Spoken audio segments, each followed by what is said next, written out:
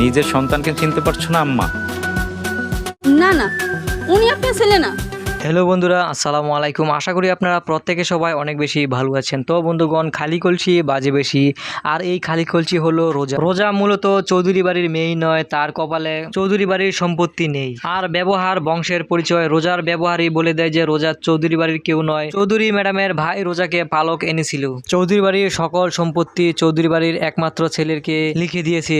এই ছেলে আর কেউ নয়, এই ছেলে হলো সালাম। কিন্তু সালাম এত কিছু জানার পরও সে তার নিজের পরিচয় দিচ্ছে না। বন্ধুগণ, অবশেষে কি সালাম তার নিজের পরিচয় দিবে এবং রোজা তার ভুল বুঝতে পারবে? কি হতে চলেছে নিজেই চাকর নিজেই মনিব এই নাটকের পরবর্তী পর্বে।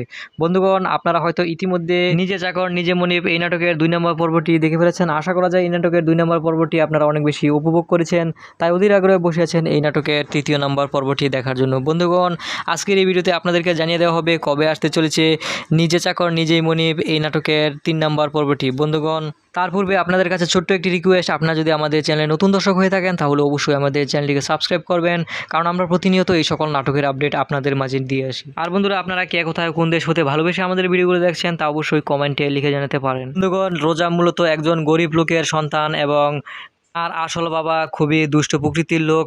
তার আসল বাবা এসেছে রোজার নামে যে সম্পত্তি আছে সেই সম্পত্তির ভাগ বুঝে নেওয়ার জন্য। কিন্তু রোজার ফুপু এই জিনিসটা জানতে পেরে আগে থেকেই তার সকল সম্পত্তি চৌধুরী বাড়ির একমাত্র ছেলেকে লিখে দিয়েছে। কিন্তু রোজা এতই বদমেজাজি এবং অহংকারী ছিল যে সে মানুষকে মানুষ মনে করতো না।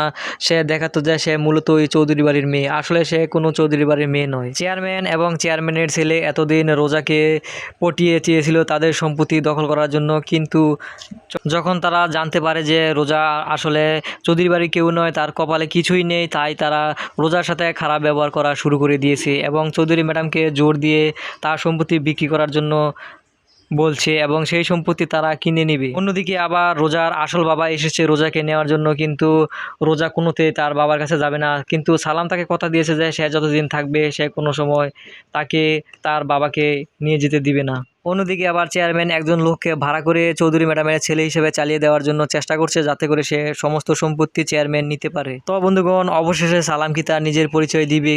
কি হতে চলেছে নিজে চাকর নিজেই মনিব এই নাটকের পরবর্তী পর্বে? তো বন্ধুগণ, আর বেশি দেরি করবো না, অবশেষে আপনাদেরকে জানিয়ে দিচ্ছি নিজে চাকর নিজেই মনিব এই নাটকের পরবর্তী পর্বটি তথা 3 নম্বর পর্বটি কবে আসতে চলেছে। বন্ধুগণ, নিজে চাকর নিজে মনিব এই নাটকের 3 নম্বর পর্বটি আসতে চলেছে আগামী মঙ্গলবার বিকাল 3 ঘটিকায় ঈগল ইসলামিক নাটক ইউটিউব চ্যানেলে। তো বন্ধুগণ, আশা করি আপনারা প্রত্যেকে সবাই অনেক বেশি ভালো থাকবেন, সুস্থ থাকবেন এবং সেই সাথে পরবর্তী ভিডিও দেখার আমন্ত্রণ জানিয়ে আজকের মতো এখানেই আল্লাহ হাফিজ।